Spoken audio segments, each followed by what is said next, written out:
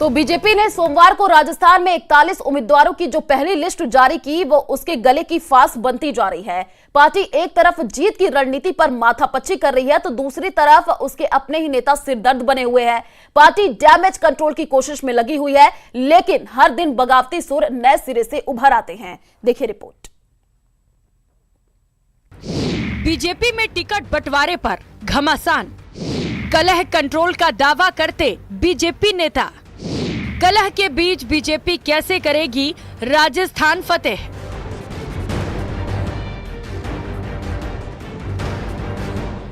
Ticket के बंटवारे के साथ बीजेपी में शुरू हुई विरोध की चिंगारी को शांत करने के लिए पार्टी ने केंद्रीय मंत्री कैलाश चौधरी की अध्यक्षता में 11 सदस्यीय समिति का गठन किया, लेकिन हालात बद से बदतर होते जा रहे हैं। प्रदेश के अलग अलग जिले विरोध का अड्डा बनते जा रहे हैं। बात अजमेर की करते हैं, जहां पर मैं नहीं आया हूं, मुझे गांव की शहर की जनता लेकर आई है और ये लेकर आई है कि इनके आप वहां पर चलें और हम आपको बात कराते हैं।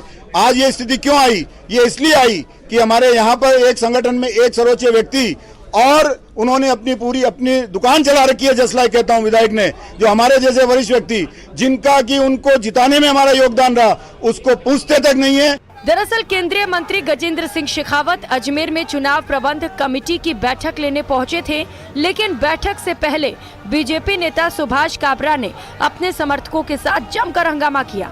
बैठक के बाद गजेंद्र सिंह शेखावत ने दावा किया कि अगले 1 या 2 दिन में सब ठीक हो जाएगा। ये सामान्य स्वाभाविक प्रक्रिया है सभी राजनीतिक दलों में, क्योंकि राजनीति स्वतः स्फूर्त प्रतिस्पर्धा का क्षेत्र है। कार्यकर्ता अपनी आकांक्षा, अपेक्षा, महत्वाकांक्षा को लेकर के सभी राजनीतिक दलों में इस तरह के प्रयास करते हैं। टिकट मिलने के बाद में स्वाभाविक प्रतिक्रिया परिवार में छुड़ाती हैं। बीजेपी जयपुर एक तरफ संकल्प पत्र तैयार करने में जुटी है, लोगों से सुझाव मांगे जा रहे हैं, लेकिन दूसरी तरफ अपनी ही पार्टी में टिकट बंटवारे पर हाय तौबा हो रही है, जिस पर बीजेपी प्रदेश अध्यक्ष सीपी जोशी का कहना है कि जल्द ही सब कुछ ठीक ठाक हो जाएगा। निश्चित रूप से हर कार्यकर्ता को काम और हर काम को कार्यकर्ता, इस नाते पार्टी सोच के चलती है। तो कोई विधानसभा में है, बाकी सरकार बनने के बाद अनेक ऐसे स्थान होते हैं जहाँ संगठन में अनेक स्थान होते हैं जहाँ हर कार्यकर्ता को कहीं कहीं जिम्मेदारी दी जाती है। तो सभी लोगों के लिए ये तय है कि कहीं किसी को छोटा मन करने की आवश्यकता नहीं है। निश्चित रूप से सभी कार्यकर्ताओं के बारे में पार्टी सोचती है। सीपी जोशी भले ही सब कुछ ठीक होने की बात कर रहे हों, लेकिन बीजेपी में सब कुछ ठीक नहीं है।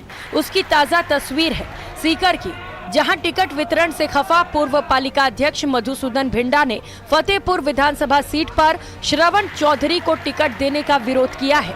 इतना ही नहीं, समर्थकों के साथ बैठक के बाद 16 अक्टूबर को एक बड़ी सभा का ऐलान किया है।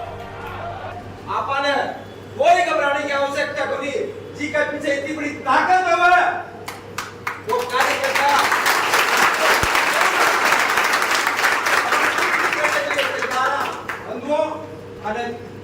या तो 16 तारीख ने या 17 तारीख ने आपने दिया समय मिले वो स्थान भी बता दिया जाएगा और विस्तार कर। सीकर के अलावा कोटा में विरोध के सुर बुलंद हो रहे हैं। यहां पूर्व विधायक भवानी सिंह रजावत ने टिकट न मिलने पर निर्दलीय चुनाव लड़ने का ऐलान किया है। मेरे जन्मदिन पे 20,000 कार्यकर्ता एकत्रित हुए थे। उन्होंने मेरे से आग्रह किया था कि आपको चुनाव लड़ना है, और मैंने इसीलिए तय किया कि पार्टी, मुझे आशंका है कि पार्टी हो सकता है किसी दूसरे को प्रत्याशी बनाएगी, लेकिन मैंने पार्टी को निवेदन किया है कि पार्टी मेरे बारे में विचार करे। उधर हिंडौन में भी बीजेपी उम्मीदवार राजकुमारी जाटव का विरोध हो रहा है। पार्टी कार्यकर्ता उनके खिलाफ नारेबाजी कर टिकट बदलने की मांग कर रहे हैं। टोंक के देवली उनियारा में भी प्रत्याशी विजय बैंसला को बाहरी बताकर विरोध किया जा रहा है।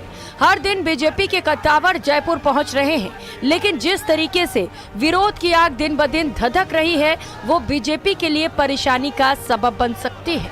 Bureau report, news 18 network.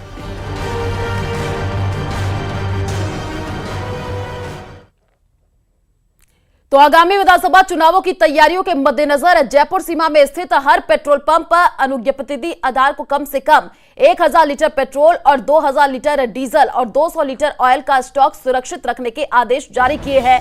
इस दौरान जिला निर्वाचन अधिकारी ने कहा, पेट्रोल पंप, डीजल अनुज्ञप्तिधारी चुनावों के काम में लगे वाहनों को पेट्रोल, डीजल, ऑयल की उपलब्धता लगातार बनाने रखने के लिए 4 दिसंबर 2023 को रात 12 बजे तक खुले रहेंगे। साथ ही जारी कूपन के आधार पर लिस्ट में अंकित पेट्रोल पंपों के जरिए वाहनों को पेट्रोल, डीजल एवं ऑयल उपलब्ध कराया जाएगा।